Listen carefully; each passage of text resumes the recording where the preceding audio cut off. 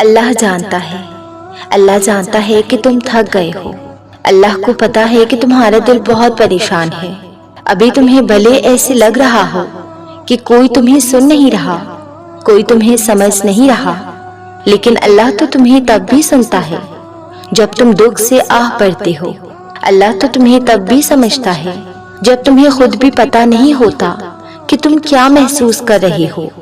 دنیا تمہاری تکلیف نہیں دیکھ سکتی، لیکن اللہ دیکھ سکتا ہے۔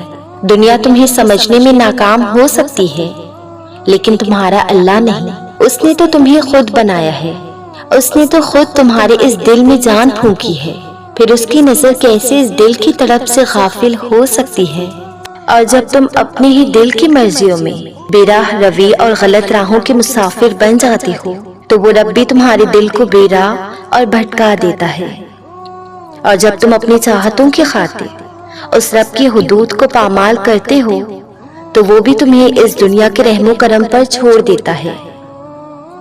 اے ابن آدم، پھر ہوگا وہی جو میری چاہت ہے، اور ہونا تو بے شک وہی ہے جو خالق کائنات کی مرضی ہو۔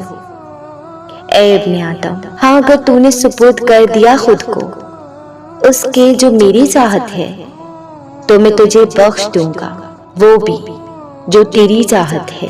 تھک ہار کر، زندگی سے مایوس ہو کر، در در کی ٹھوکریں کھا کر، اپنے اس دل کو ذرا ذرا کر کے جب تم بالآخر اپنی ڈور کو ڈھیلا چھوڑ دیتے ہو تو وہ رب تم پر اپنی رحمتوں کی برسات کر دیتا ہے اور تمہیں اس سے بھی نواز دیتا ہے جو تمہیں چاہیے ہوتا ہے۔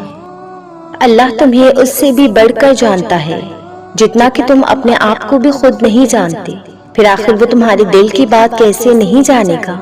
تم اس سے پوری امید لگا کر مانگو، وہی تمہیں دے گا۔ وہ جو ہر سوالی کی جھولیاں بھرتا ہے تمہارا بھی دامن خالی نہیں لوٹائے گا۔ جس کی ذات میں چھپا ہے راز اس سے نہیں مانگو گے تو مانگو گے اور کس سے؟ کس کا در کھٹکھٹاؤ گے؟ پکارو گے اور کس کو تم؟ وہ رب جو جانتا ہے وہ تم نہیں جانتے، جب ہی تو اس کے نہ دینے میں بھی مصلحتیں چھپی ہیں، جب ہی تو دعاؤں کی راہیں اس نے براہ راست تمہارے واسطے استوار کی ہیں۔ وہ جو معجزے کرتا ہے نا تو تقدیریں بدلتے دیر نہیں لگتی۔ رو لیا جتنا بھی ادنا چیزوں پر اس زندگی میں جو رونا تھا، اب کی بار فقط یہ دل آنسو رب کی خاطر ہی بہائے گا۔